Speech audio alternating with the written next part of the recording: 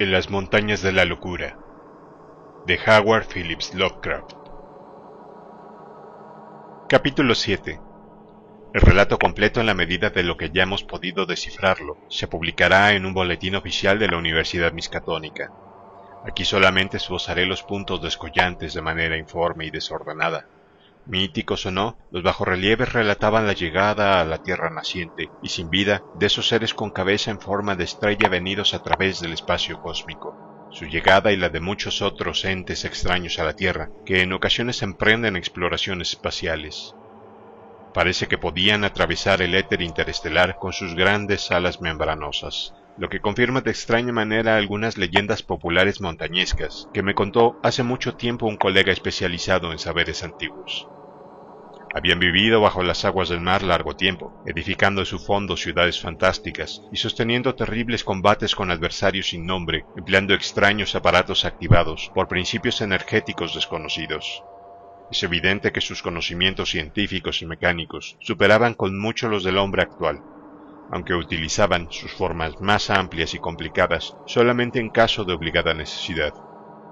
Algunos de los bajorrelieves daban la idea de que habían pasado en otros planetas por una fase de vida mecanizada, pero al encontrar sus efectos emotivamente nada satisfactorios, la habían rechazado. Su dureza orgánica poco natural y la sencillez de sus necesidades los hacía especialmente capaces de adaptarse a una vida superior sin necesidad de los más especializados frutos de la manufactura artificial, y aún sin ropas, excepto para protegerse algunas veces contra los elementos. Fue bajo las aguas del mar donde en un principio para alimentarse y más tarde por otros motivos, crearon primeramente la vida terrestre, empleando las sustancias que tenían a su alcance según métodos conocidos desde antiguo. Los experimentos más complicados vinieron después de la aniquilación de varios enemigos cósmicos. Habían hecho lo mismo en otros planetas, luego de fabricar no solamente los alimentos necesarios, sino también ciertas masas protoplásmicas multicelulares, capaces de formar con sus tejidos toda clase de órganos temporales bajo influencia hipnótica, siendo así los esclavos ideales para ejecutar el trabajo pesado de la comunidad. Estas masas viscosas eran sin duda aquellas a las que Abdullah Shahred se había referido entre susurros dándoles el nombre de Shoggoths en su aterrador Necronomicon, aunque ni siquiera aquel árabe demente había insinuado que existieran algunos en tierra, salvo en los sueños de quienes hubiera masticado ciertas hierbas alcaloides. Cuando los primordiales de este planeta hubieron sintetizado sus sencillos alimentos y creado un número suficiente de Shoggoths, permitieron que se desarrollaran otros grupos de células para que formaran las otras clases de vida animal y vegetal con diversos fines, extirpando aquellas cuya presencia llegó a molestarles.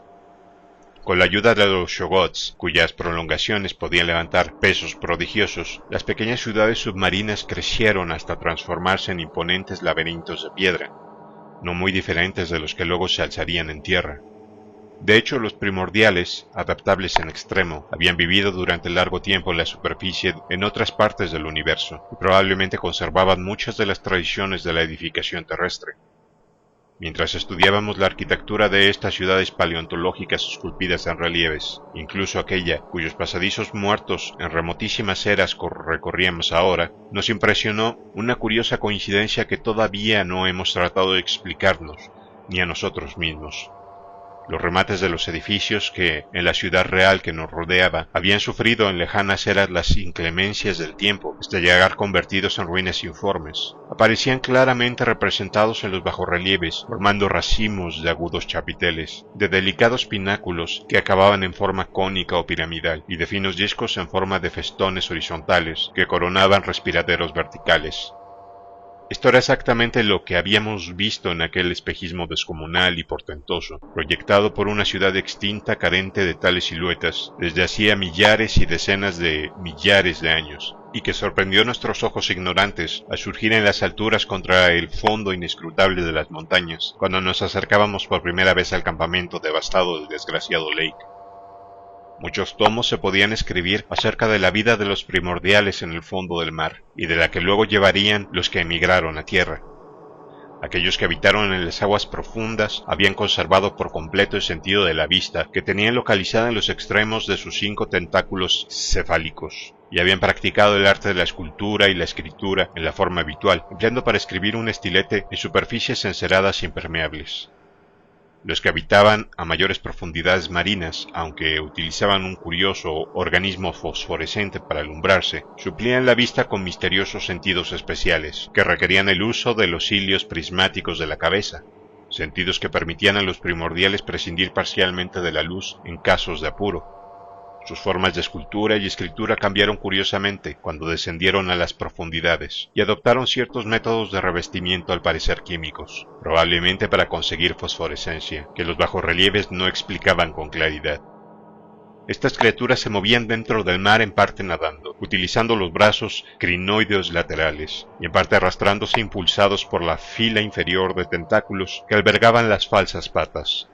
Algunas veces volaban distancias considerables utilizando, para ayudarse, sus 2 o 4 alas plegables en forma de abanico. En tierra empleaban habitualmente las pseudopatas, pero algunas veces realizaban vuelos a gran altura y recorrían largas distancias con las alas.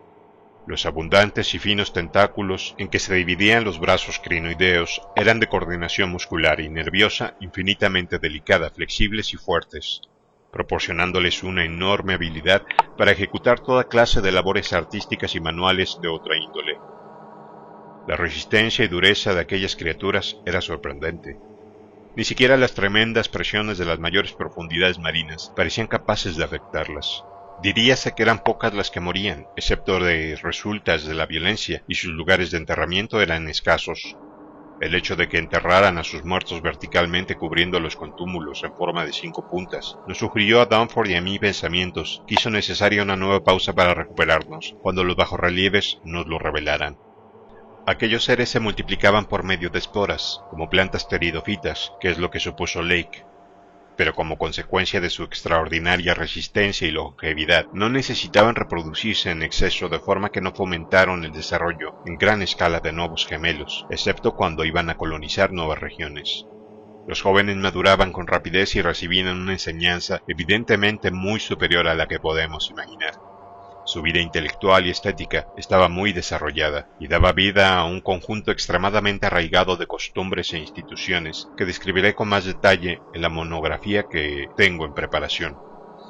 Las unas y las otras varían ligeramente según el lugar de residencia, fuera marino o terrestre, pero los fundamentos eran iguales en lo esencial. Aunque por ser vegetales, podían nutrirse de sustancias inorgánicas, preferían los alimentos orgánicos, y especialmente los de origen animal.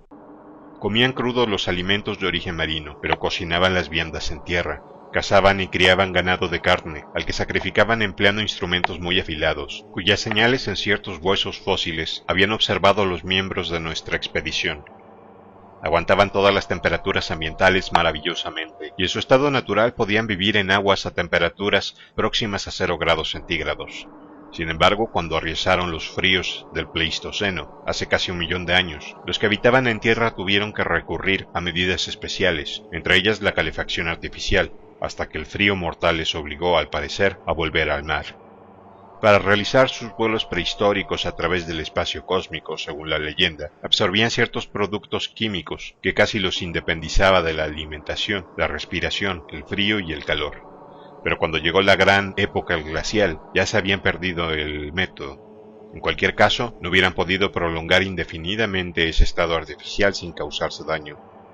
Al no emparejarse y tener una estructura semivegetal, los primordiales carecían de base biológica para la fase familiar de la vida de los mamíferos, pero parece que muchos de ellos compartían viviendas basándose en el principio de aprovechamiento del espacio, y según podemos colegir de las ocupaciones y entretenimientos de los compañeros de vivienda representados en los bajorrelieves, en la placentera asociación mental. Al amueblar las viviendas, conservaban todo el centro de la inmensa estancia y dejaban los espacios murales para la decoración. La iluminación, en el caso de los que habitaban la tierra, la conseguían mediante un procedimiento probablemente electroquímico. Tanto en tierra como bajo el agua, utilizaban curiosas mesas, sillas y divanes como bastidores cilíndricos, pues reposaban y dormían erguidos con los tentáculos plegados, y estanterías para los conjuntos de superficies punteadas que constituían sus libros. El gobierno era evidentemente complejo y probablemente de tipo socialista, aunque nada podía deducirse con certidumbre acerca de esto de los bajorrelieves que vimos. Era grande el movimiento comercial, tanto el local como entre distintas ciudades, empleándose como dinero pequeñas fichas grabadas de 5 puntas. Probablemente los trozos de estadita verdosa más pequeños encontrados por nuestra expedición correspondieran a esa clase de monedas. Aunque la cultura era primordialmente urbana, existía algo de agricultura y gran actividad ganadera. También se dedicaban a la minería y existían algunas actividades fabriles. Viajaban mucho, pero la emigración permanente no parecía ser muy frecuente, si se exceptúan los grandes movimientos colonizadores mediante los cuales se extendía la raza. No empleaban ayuda externa alguna para la locomoción personal, pues los primordiales, tanto en tierra como en el aire y en el agua, parecían poseer posibilidades de moverse a enorme velocidad. Las cargas, sin embargo, las arrastraban bestias de tiro, los shogots bajo el agua y una curiosa variedad de vertebrados primitivos en los años posteriores de existencia terrestre. Estos vertebrados, así como otras infinitas formas de vida, animal y vegetal, marina, terrestre y aérea, eran producto de una evolución no dirigida de células vivas creadas por los primordiales, pero cuyo desarrollo quedaba fuera del radio de su atención. Se les había permitido desarrollarse libremente porque no habían provocado conflictos a los seres dominantes. Las formas evolucionadas que resultaban inconvenientes se exterminaban mecánicamente. Nos llamó la atención ver en algunas de las últimas esculturas más decadentes a un mamífero primitivo de torpe andar, utilizando unas veces como alimento y otras como jocoso bufón por parte de los habitantes terrestres, mamífero cuyo carácter de predecesor de simios y seres humanos era inconfundible. Para edificar las ciudades terrestres, las inmensas piedras de las altas torres las subían generalmente pterodáctilos de grandes alas, de una especie desconocida hasta ahora por la paleontología. La pervivencia de los primordiales, a través de los diversos cambios y convulsiones geológicas de la corteza terrestre, fue casi milagrosa. Aunque pocas de sus ciudades, primeras, tal vez ninguna, sobrevivieron a la era arcaica, no existió interrupción alguna de su civilización o en la transmisión de sus anales. El lugar original de su llegada al planeta fue el Océano Antártico, y es probable que llegaran no mucho después que la materia de que se formó la Luna se desprendiera del cercano Pacífico Sur. Según uno de los mapas esculpidos, todo el globo estaba entonces sumergido bajo el agua, y las ciudades de piedra fueron esparciéndose más y más, alejándose del Antártico según pasaban los eones. Otro mapa mostraba una gran masa de tierra firme en torno al Polo Sur, en donde es evidente que algunos de estos seres trataron de establecer colonias experimentales, aunque los centros principales los trasladaron al fondo del mar más cercano. Mapas posteriores mostraban la gran masa de tierra como resquebrándose y a la deriva, con algunas de las partes separadas desligándose hacia el norte, sustentando de manera notable las teorías de los deslizamientos tectónicos expuestas recientemente por Taylor, Wegener y Joly. Con el surgimiento de nuevas tierras en el Pacífico Sur se iniciaron tremendos acontecimientos. Algunas de las ciudades submarinas quedaron destrozadas, y no fue esta la mayor desgracia. Otra raza, una raza terrestre con forma de pulpo y probablemente correspondiente a fabulosos seres perhumanos engendrados por Cthulhu, comenzó a llegar procedente del infinito cosmos e inició una salvaje guerra que obligó de nuevo a los primordiales a refugiarse temporalmente en las profundidades del mar. Golpe tremendo para ellos en vista de sus crecientes colonias construidas en la superficie. Más tarde se concertó la paz. Las nuevas tierras sucedieron a los descendientes de Cthulhu, mientras que el mar y las tierras más antiguas quedaban bajo el dominio de los primordiales. Se fundaron nuevas ciudades terrestres, las mayores de ellas en la Antártida, pues esta región de la primera llegada era sagrada. En lo sucesivo, como había acontecido anteriormente, la Antártida continuó siendo un centro de la civilización de los primordiales, de forma que los descendientes de Cthulhu desaparecieron de sus vidas. Mas luego las tierras del Pacífico se hundieron nuevamente, llevándose consigo a la espantosa ciudad de piedra de Rilia y a todos los pulpos cósmicos, con lo que los primordiales volvieron a ser dueños del planeta, si se exceptúa un vago temor del que no les gusta hablar. En eras bastante posteriores, sus ciudades se esparcieron por todas las regiones terrestres y marinas del globo. De ahí la recomendación que haré en mi próxima monografía de que algún arqueólogo realice perforaciones sistemáticas con el aparato de Peabody u otro semejante en ciertas regiones muy separadas entre sí. La tendencia constante a lo largo de los tiempos fue la de pasar del mar a la tierra, movimiento estimulado por el resurgir de nuevas tierras, aunque no por eso dejaron desierto el mar en ningún momento. Otra causa de la emigración hacia la Tierra fue las muchas dificultades que surgieron para la cría y gobierno de los Shoggoths, de los cuales dependía la prosperidad de la vida en el mar.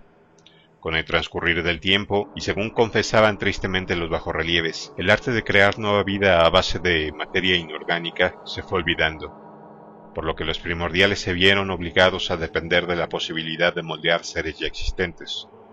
En tierra, los grandes reptiles resultaban muy moldeables, pero los Shoggoths marinos, que se reproducían por división celular partenogénica y estaban adquiriendo un grado peligroso de inteligencia, representaron durante algún tiempo un formidable problema.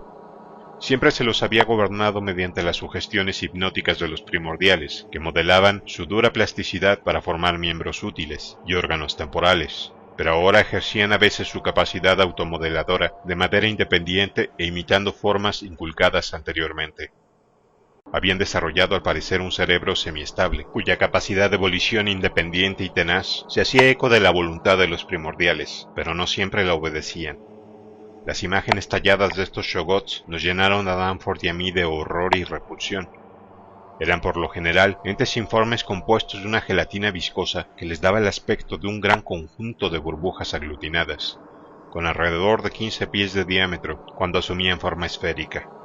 Pero su forma y volumen cambiaba constantemente y surgían de ellos excrescencias temporales o formaban órganos visuales, auditivos u orales, imitando a sus amos, espontáneamente o por sugestión. Parece que se tornaron especialmente rebeldes hacia mediados de la era pérmica, hace quizás 150 millones de años, cuando hubo una verdadera guerra entre ellos y los primordiales del mar.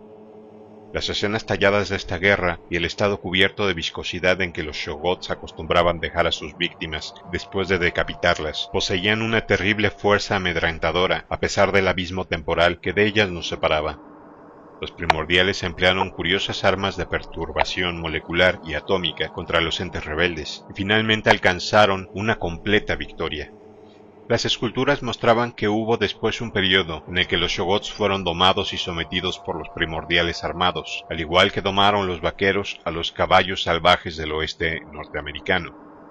Aunque durante la rebelión los Shoggoths habían demostrado ser capaces de vivir fuera del agua, no se alentó esta transición, pues su utilidad en tierra no hubiera resultado proporcionada a las dificultades que ocasionaba su control. En la era jurásica, los primordiales padecieron nuevas adversidades, esta vez como resultado de otra invasión llegada del espacio exterior. Una invasión de criaturas mitad fungosas y mitad crustáceas, indudablemente las mismas que aparecen en ciertas leyendas que se cuentan a media voz en las montañas del norte, y que se recuerdan en el Himalaya con el nombre de Migo o abominable hombre de las nieves.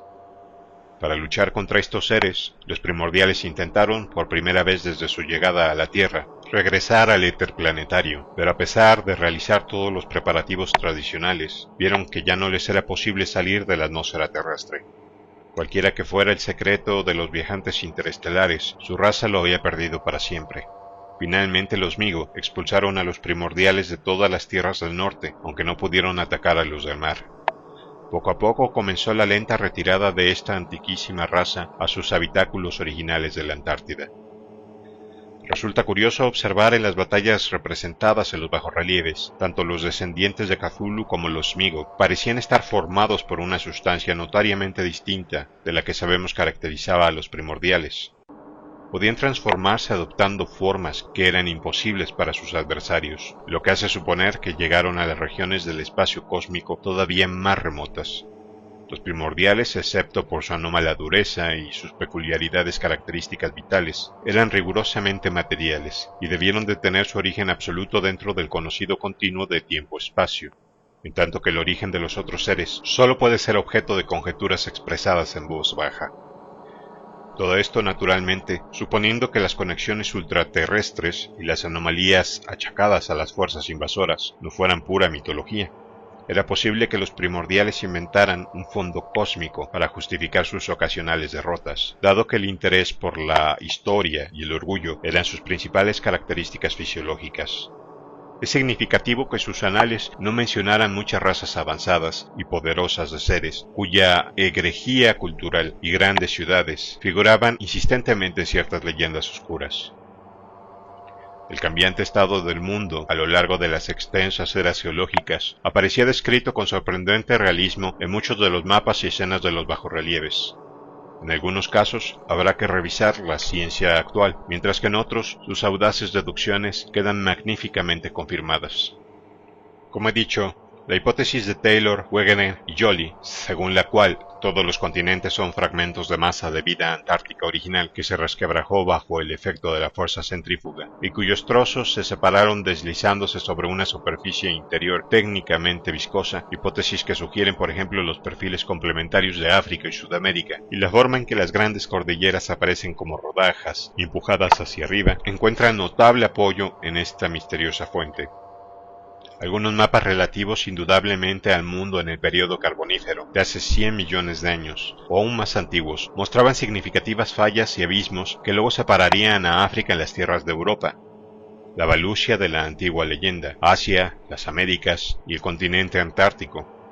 Otros mapas, sobre todo uno relacionado con la fundación hace 50 millones de años de la vasta ciudad muerta que nos rodeaba, mostraban los actuales continentes bien diferenciados, y en el más reciente que pudimos descubrir, tal vez del Plioceno, se veía muy claramente el mundo, casi tal como es en la actualidad. A pesar de la unión de Alaska con Siberia, de América del Norte con Europa a través de Groenlandia, y de América del Sur con el continente antártico por medio de la Tierra de Graham. En el mapa del período carbonífero, todo el globo, tanto el fondo del océano como las masas de la Tierra separadas, mostraban símbolos de las vastas ciudades de piedra de los primordiales. Pero en mapas posteriores se apreciaba claramente la paulatina retirada hacia la Antártida. El último mapa, el del Plioceno, no mostraba ninguna ciudad terrestre, excepto en el continente antártico y en el extremo de América del Sur, y tampoco ciudad marina alguna, más al norte del paralelo 50 de longitud sur. Es evidente que el conocimiento del mundo nórdico y el interés por él, exceptuando un estudio riel litoral realizado probablemente durante largos vuelos de exploración hechos con ayuda de aquellas alas membranosas en forma de abanico, habían decaído evidentemente hasta quedar reducido a cero entre los primordiales. La destrucción de ciudades por el levantamiento de las montañas, la fragmentación de los continentes por el efecto de la fuerza centrífuga, las convulsiones sísmicas del fondo del mar y de la tierra, y otras causas naturales, era allí un puro relato histórico, y resultaba curioso observar cómo se dejaba de reemplazarlas según pasaban las eras. La vasta megalópolis muerta que mostraban sus fauces en mil oquedades en torno nuestro parecía haber sido el postrero centro general de la raza, edificado a principios de la era Cretácea, después de la titánica elevación de la Tierra, arrasara una ciudad anterior de mayores dimensiones y no muy distante. Parecía que esta región era el lugar más sagrado de todos, el sitio en que los primeros primordiales habían creado su colonia en el fondo del mar. En la nueva ciudad, muchas de cuyas características pudimos reconocer representadas en los bajorrelieves, pero que se extendía durante 100 millas a lo largo de la cordillera en ambas direcciones, hasta más allá de los límites de nuestra exploración aérea. Se suponía que se conservaban ciertas piedras sagradas, pertenecientes a la primera ciudad del fondo del mar, la cual había surgido de entre las aguas, y se había asomado a la superficie y a la luz después de larguísimas épocas en el curso del general desmoronamiento de los estratos.